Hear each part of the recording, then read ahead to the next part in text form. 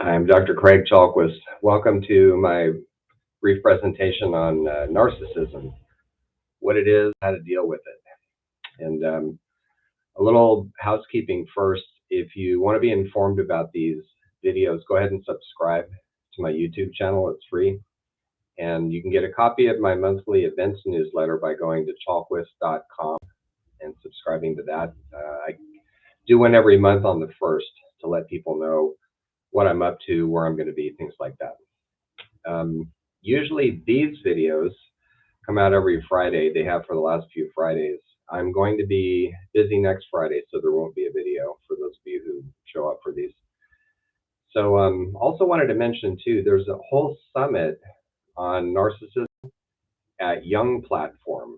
So if you look up Jung Platform, you'll find them. And I included a link on a class that I taught for Jung Platform on narcissism. So several videos on a little bit touching on what we're going to do today, but in much greater depth. What is narcissism? How does it show up in the family? Where does it come from? How does culture support it? Because in some ways, and I'll talk about this today, culture can make a huge difference in how narcissism either shows up or doesn't. So more about that today. How to deal with it, how to explore it in oneself, all kinds of resources. So that's at Jung Platform. And I recommend them. They do a really good job of taking a lot of depth psychology and making it available for reasonable prices out in the world. So that's one of the reasons I work with them. So for this, we begin with a figure, Narcissus. And, forgot to mention, when you have questions, go ahead and just put them in the chat. I'll keep an eye on it. So as we go. And there's about a 15-second delay. So back to Narcissus. He comes up in a lot of these discussions about narcissism because that's where the word comes from, the mythological boy Narcissus, who fell in love with his own image, which he saw reflected in a pond. And the versions that you often see of this in YouTube talk about him drowning. He tries to embrace his own image, my beloved, and he falls into the pond and drowns. In other versions of the story, he just sits there and looks at himself reflected and eventually withers away, which I think is actually more accurate in terms of what narcissism is psychologically. And we're going to return to that image of plunging in because I actually think that's what he needs to do. So more about that as we go. So what is narcissism? Here's a really simple definition.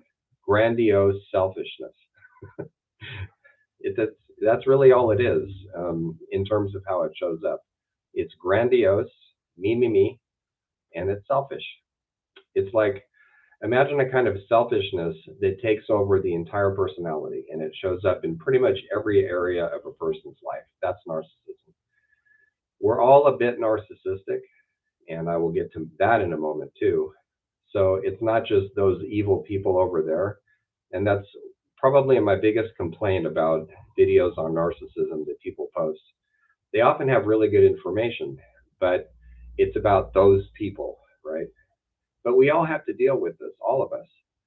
And as I'll emphasize at the end, I think that narcissists, if we were to call them that, people who suffer from narcissism, actually provide a really useful lesson for the rest of us, however painful that lesson often is.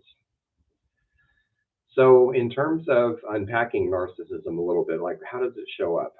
So here are some of the qualities of it. In many different forms of it, which we'll also get to in a minute, there's different aspects. I'm going to talk about 4 of them. They're all about some sort of overcompensation of the lack of self-worth, which is exactly the opposite from what you see on the surface. So they're an overcompensating hyper-reflection on oneself. The person suffering from narcissism is completely self-preoccupied. So as a result, there's a number of things that go with this. So there's a hunger for being what psychologists call mirrored, right?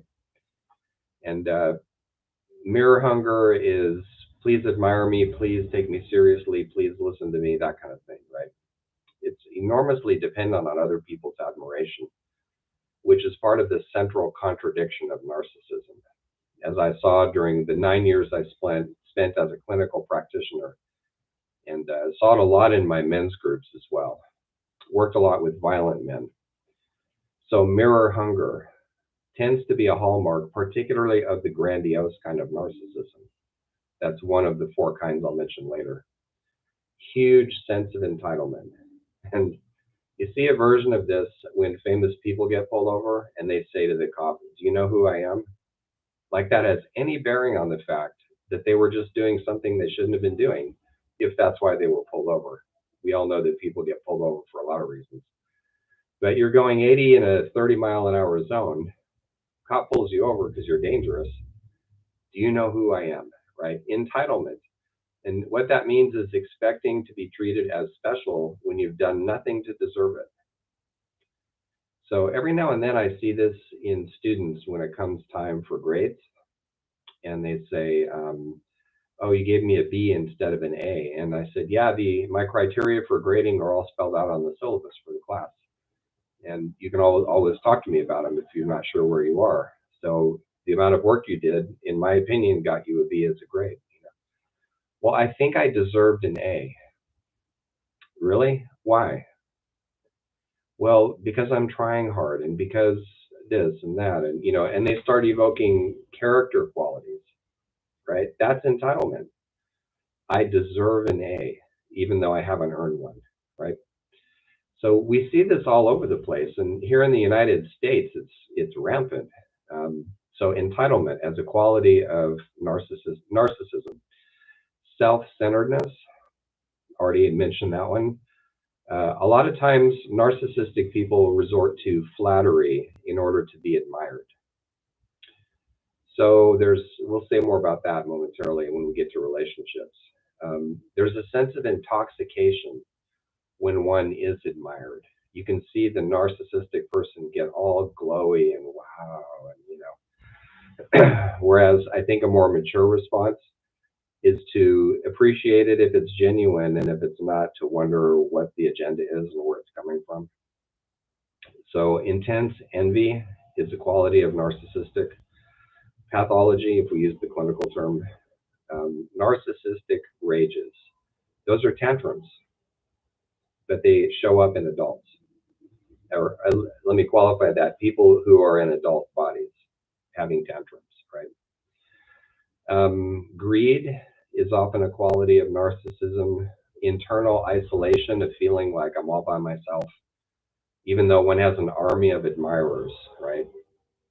When you talk to somebody who's narcissistic, for instance, about their experience in their family, they will often tell a heroic and tragic tale about how they were the special one and the only one, and then you meet their family and it's a totally different story, right?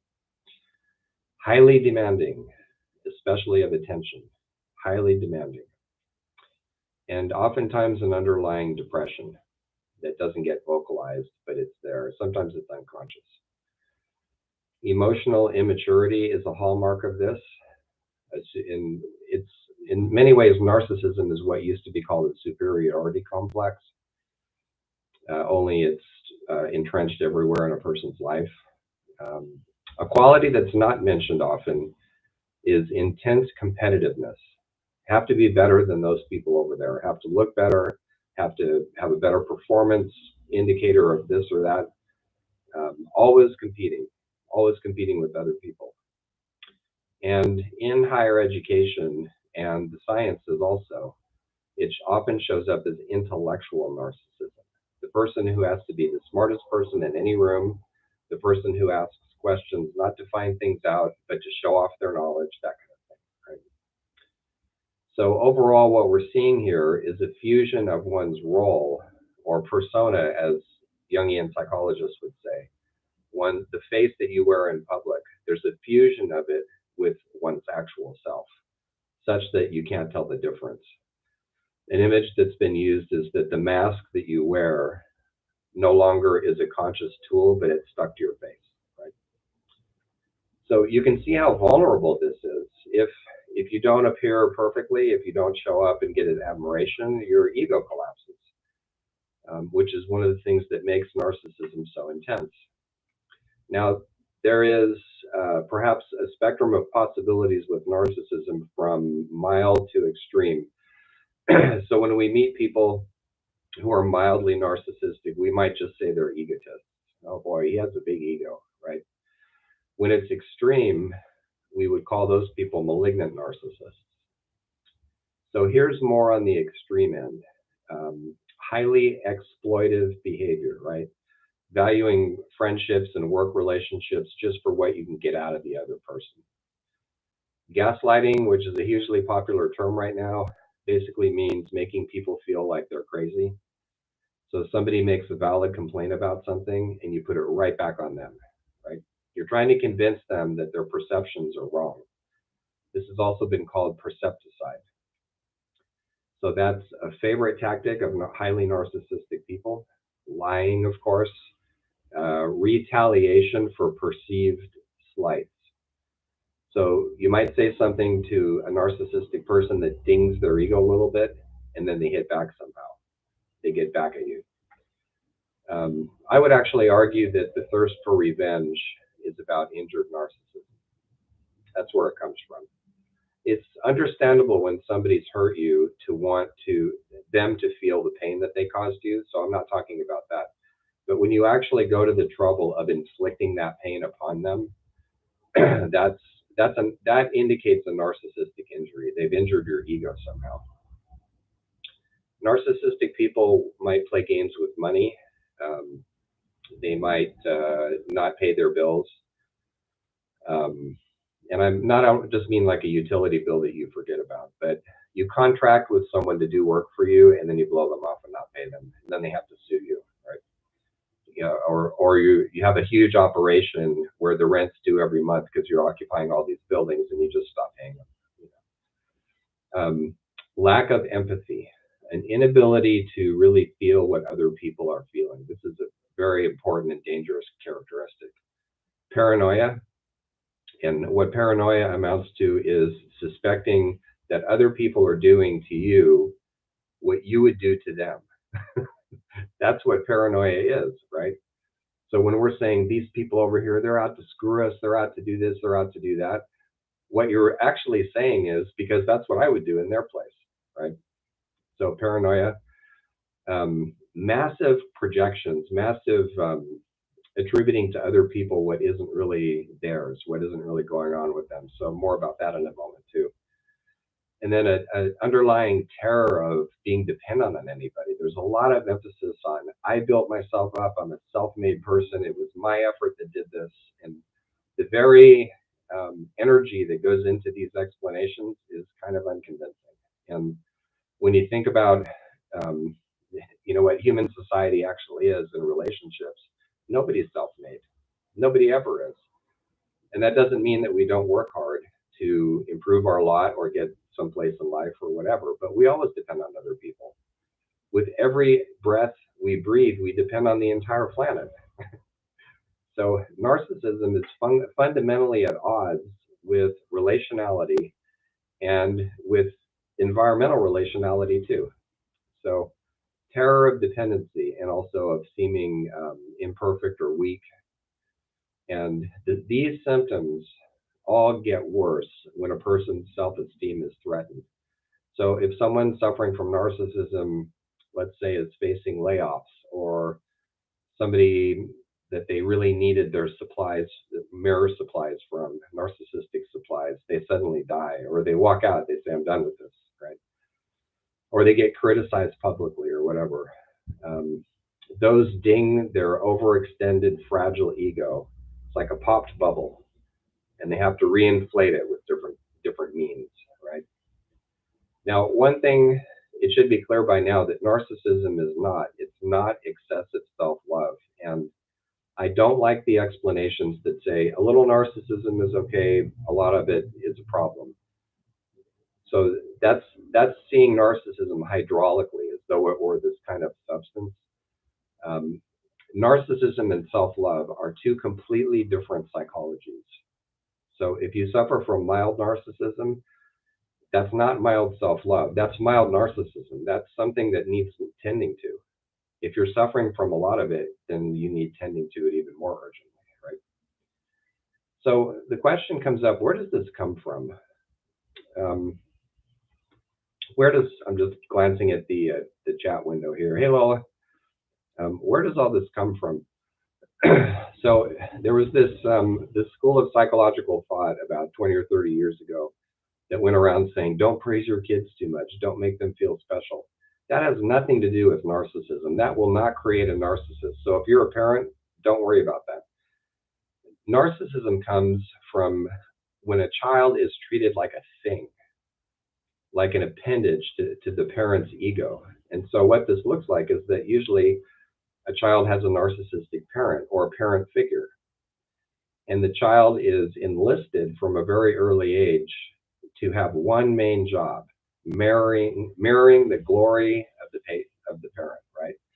Always mirroring their glory, always pumping up the parent, making them feel good about themselves.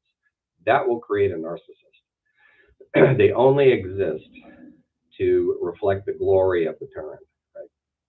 So narcissism arises as a traumatic response. The child pretty soon but just experiences love is mirroring other people. We're all fundamentally selfish. So I need to do this myself and take this in. And so narcissism is a trauma response. It means something went terribly wrong in somebody's upbringing, that they were emotionally abused somehow, not always physically. And so as a result of this, their emotions don't grow up. And so one of the clearest indicators of suffering from narcissism is these so-called adults who emotionally are maybe 5, 10, teenage at best, throwing tantrums, right? So when you get to that point, then you yourself start seeing other people as appendages. It's like having an extra arm or a leg instead of actual people being in your life. And so when they don't do what you want, you get mad. It's as though your hand decided to start slapping you, or just decided to wander off on its own and do its own thing. Get back here. You're part of me, right? That's a narcissistic rage. So ultimately, historically, I can't prove this, but I strongly believe this. I think that the ultimate origins of narcissism are aristocracy. I'm going to do a podcast on this soon, I think. Aristocracy, otherwise known as royalty, hierarchy, and patriarchy in particular. That's where this comes from historically. One way of understanding this is that the attributes of royalty, the things that tend to go with being an aristocrat, are also the behaviors that narcissistic people display. It's kind of a giveaway.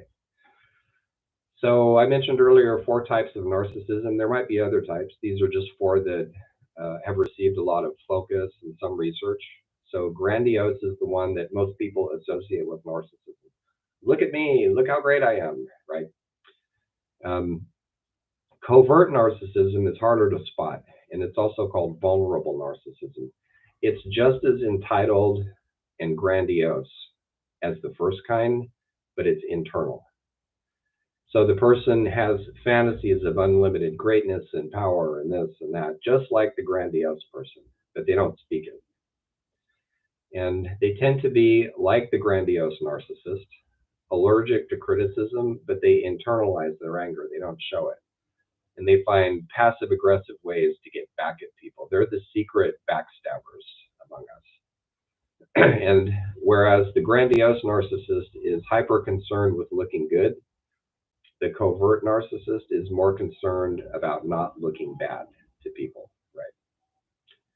So one thing that comes up, Dr. Romani mentions this too, is that when people suffer from covert narcissism, part of their story is often about the greatness they could have achieved, or the glory or the reputation or whatever it is, if the world hadn't been against them, right?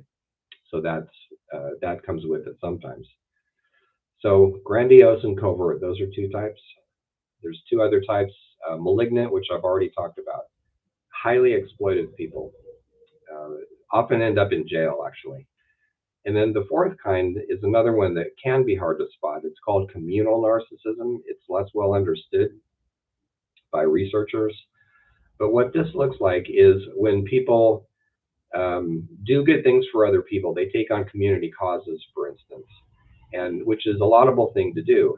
And then they expect lots and lots of praise for it, and they're constantly fishing for compliments about how wonderful their service is and how much they're dedicating and how hard it is for them and this kind of thing.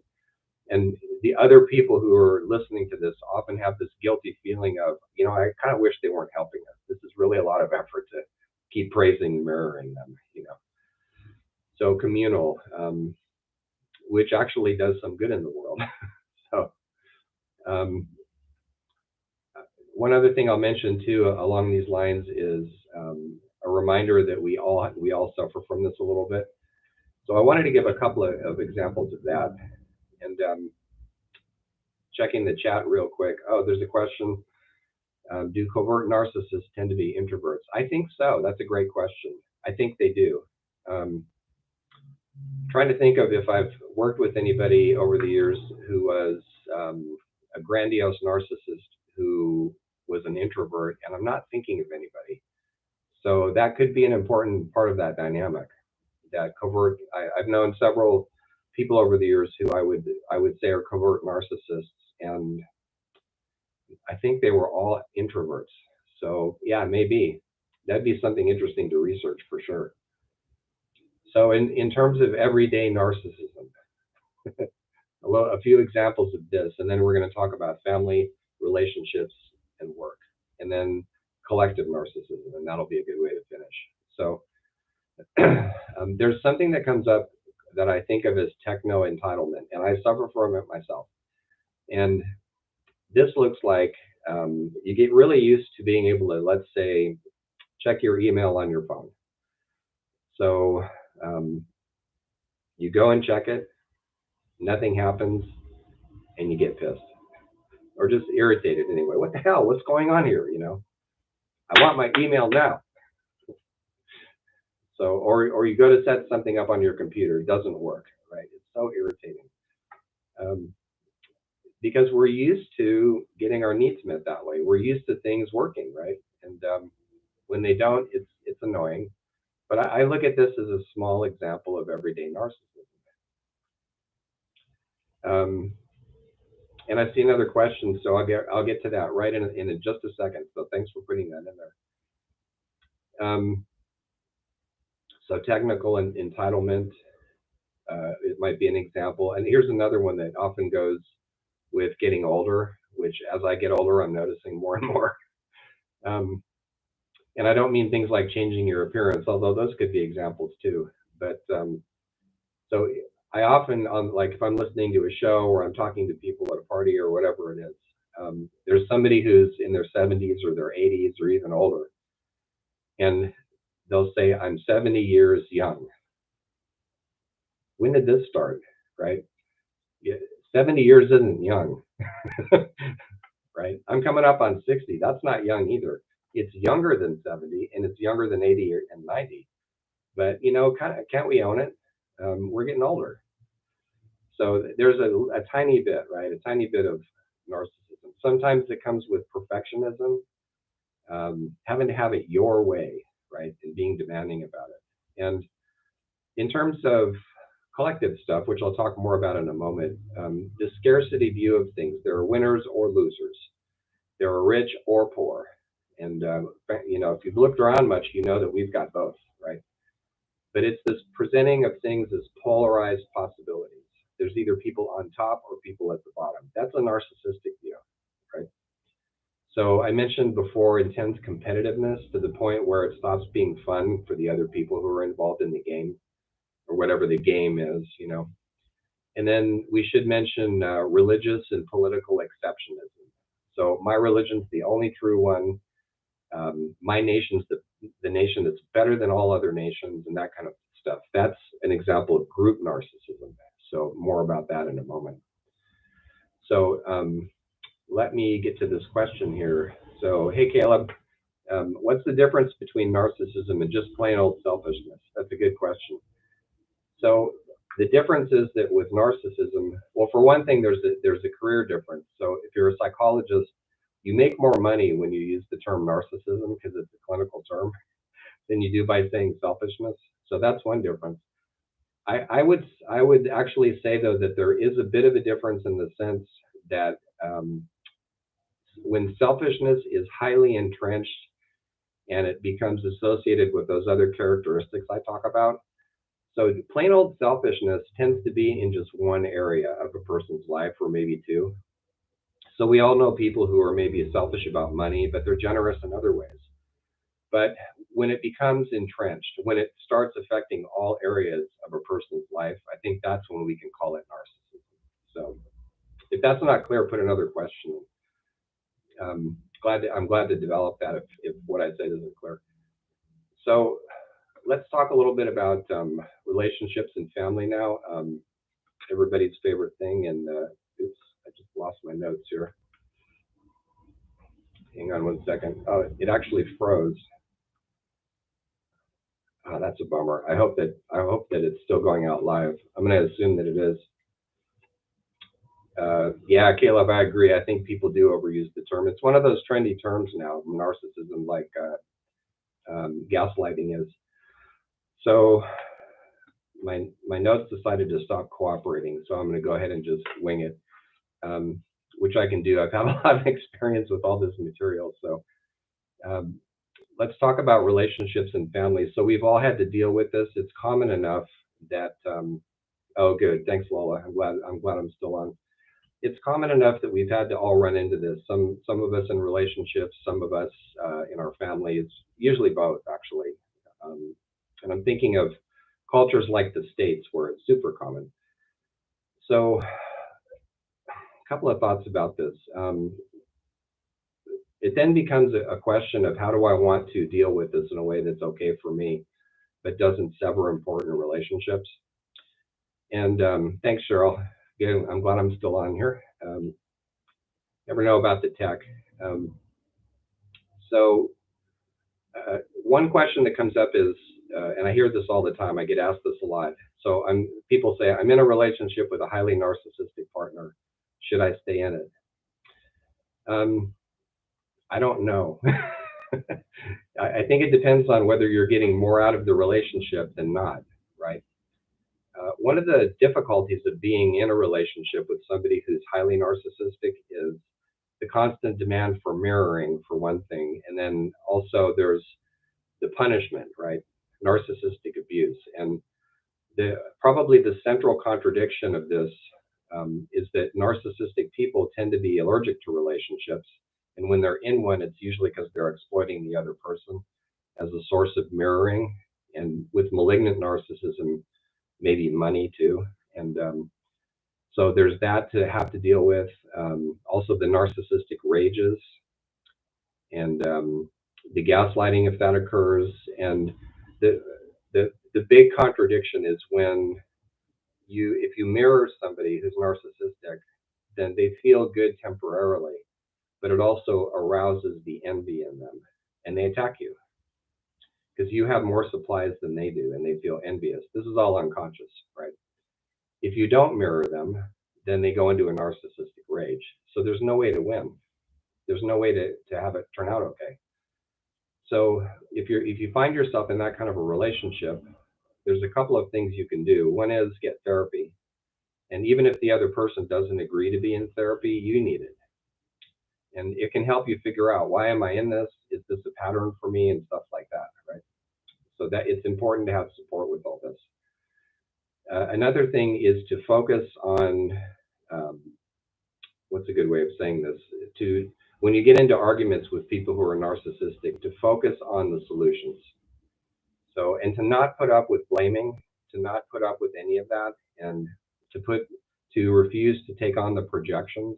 So oftentimes people who suffer from narcissism will attempt to blame you for their own behavior. So they'll say you're exploitive or you're selfish or what have you. And it's necessary. Sometimes you sound like a broken record when you do this, but it's necessary to say, you can't put that on me. That's you. That's you doing this stuff, you know. So not accepting those projections, learning to recognize and sit with the self-doubt that they arouse in you. And that's where therapy can be helpful too. looking at that self-doubt, and which is the way that highly narcissistic people control others, one way in dealing with that. So all of those are tactics for making your way through these things. In terms of family, it's a similar question. Does maintaining these ties really serve me?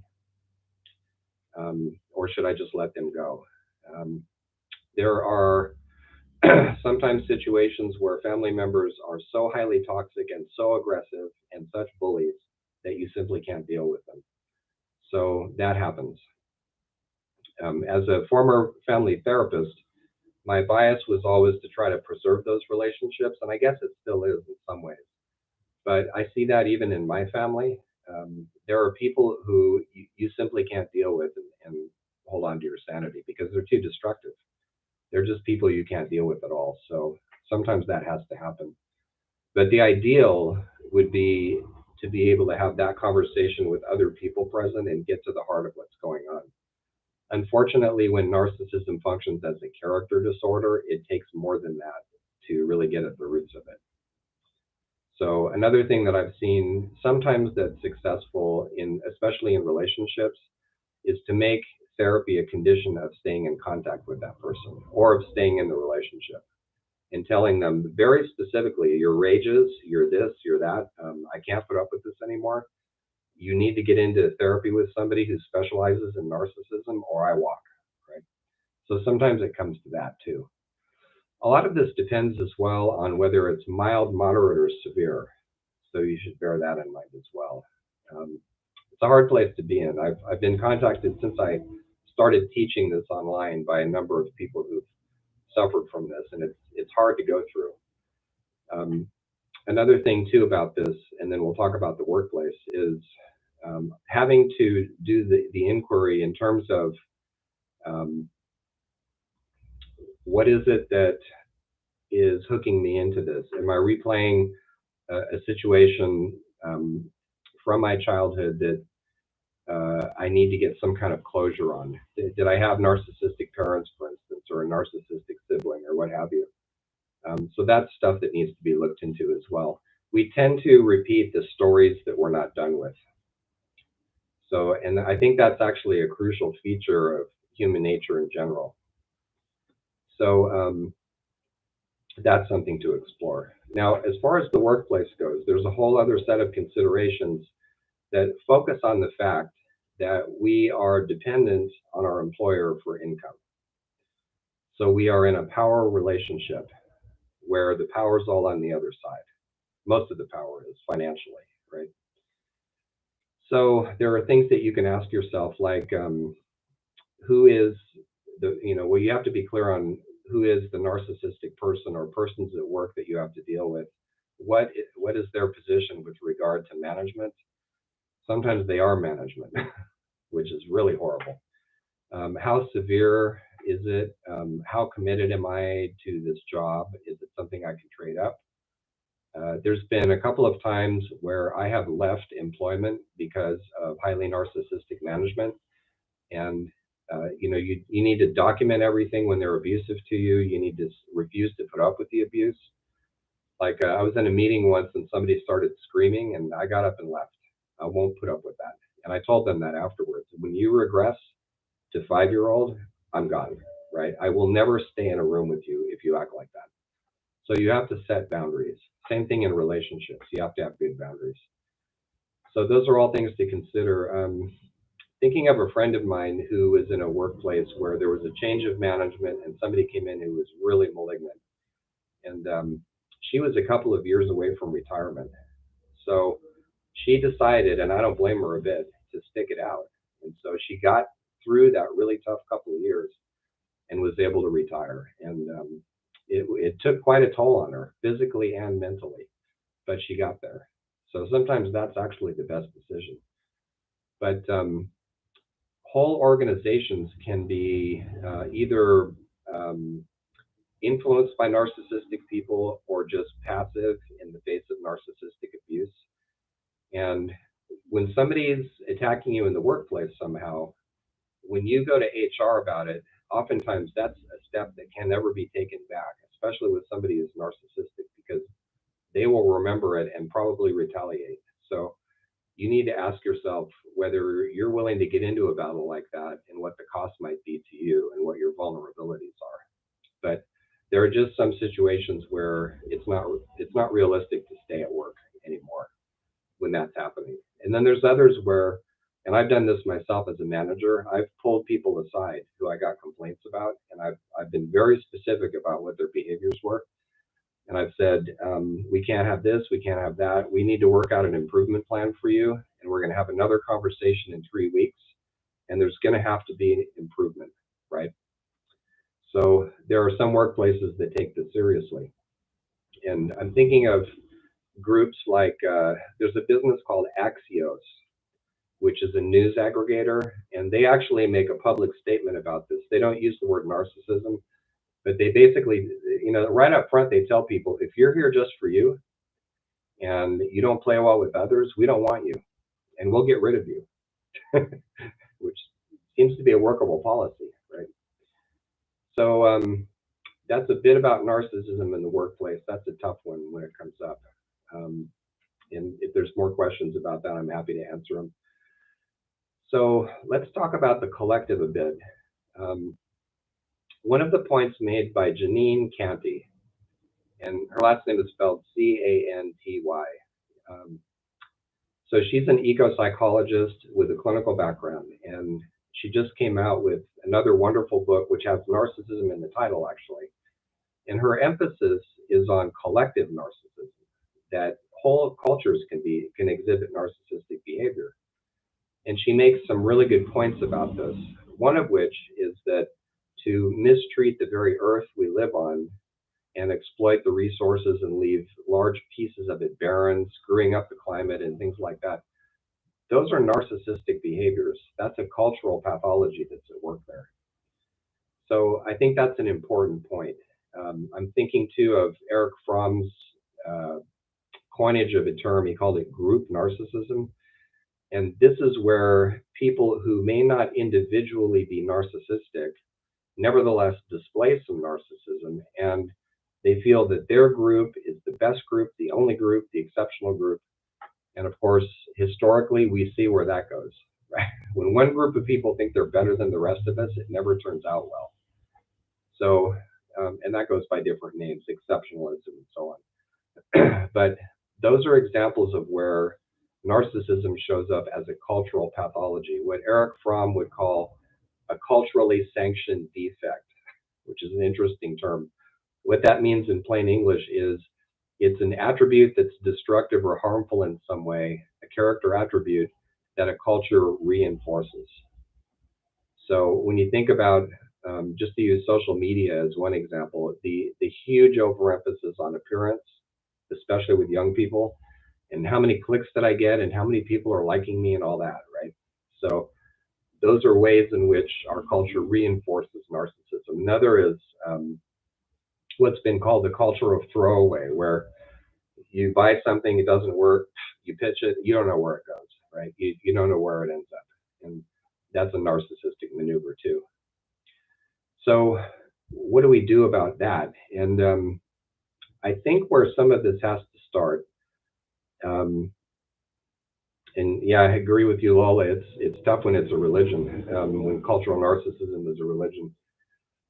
So where this, I think, starts to heal is when we begin to have a sense, whether we're the ones suffering from narcissism or somebody else is, we begin to have a sense that other people's needs are real and that they have feelings that are not just our own or feelings that we put on them.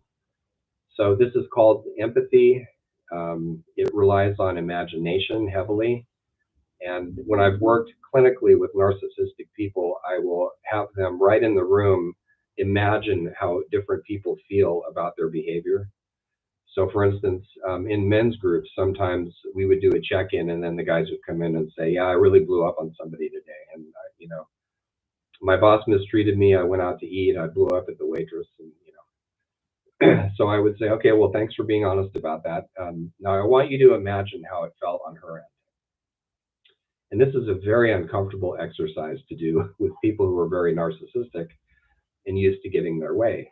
But if they can be placed in positions where they have to do it, the research says they improve. They get less narcissistic. So, and there's a growing body of research on this. So, something is true similarly on a collective level. We know that people are less religiously intolerant when they have personal relationships with people of other faiths. They tend not to be as exceptionalistic and entitled. So, any chances that come up of putting people together, especially in informal settings, right? When you do this formally, it doesn't work as well. But informal settings where people have to do a task together, for instance, or being encouraged to take the other person's place in certain situations. When I've done conflict resolution in the corporate world, what I've sometimes done, say there's two, I did this once some years ago where there were two business units in competition with each other in the same company, and they were demonizing each other. So I did what my Norse ancestors would call a hostage exchange. I took 3 people from each unit, and I insisted that they spend 2 weeks working in the other unit and then go back to the unit of origin and report. And so I did that to start fracturing some of the stereotypes that come up when people are operating from a place of selfishness. So empathy, all important. Learning empathy, cultivating it, demanding that people empathize with each other when they're narcissistic and have mistreated other people. Those are all really important. And you actually can make people empathize. Over the years, I've heard things like, oh, those men's groups, they don't work, when they're court referred people, they're just doing it to because the judge tells them to. Sure, they come in with that. That's what they come in with. I don't want to be here. I'm only here because I was sentenced and all that. But when they start actually interacting with other people, it's a different story. So I'm a huge believer in demanding that people get into situations where they have to empathize with other people because it works. Sometimes it doesn't, but more often it does. So that's something to think about too. For those of us who want to do a self-inquiry, questions like, where am I selfish? Where that rage I just had, what was that about? And did I just treat somebody like a thing, only existing to support me? And asking the kinds of questions that get at the things that I've mentioned in this presentation, and then getting help with that, especially if it's severe narcissism. Got to get treatment for it. So, and it helps. So we got another question here. I'm going to finish here in a minute, I think. But Caleb, I'm looking at your comment. I could see a game that narcissistic behavior is required to win applies to many systems. That your comment reminds me of something that I noticed in the world of gaming, board games in particular, where although this is happening with other kinds of games too now, it's the whole movement toward collaborative games where nobody wins unless you all collaborate. Those are interesting. I've played some of those. Interesting psychology. They feel different. I grew up playing all the games where one person wins or one team wins or whatever. But it's interesting to do a collaborative game where your success depends on everybody else, because that's kind of how life is. So one other comment here to finish with is empathy is something I put a lot of emphasis on, and cultivating it and having a capacity for it and things like that. Encouraging narcissistic people to develop it, or even forcing them into conditions where they're exposed to how empathy works, and having to see the effects of their behavior on other people. So what's crucial for all of this is imagination. And I just did a couple of free videos here on YouTube on imagination as a power, a capacity, a foundational ability that we have. And so I want to finish just by emphasizing that imagination is not just something we do for entertainment. It's absolutely essential to how we get along with each other and how much longer we're going to spend on this planet.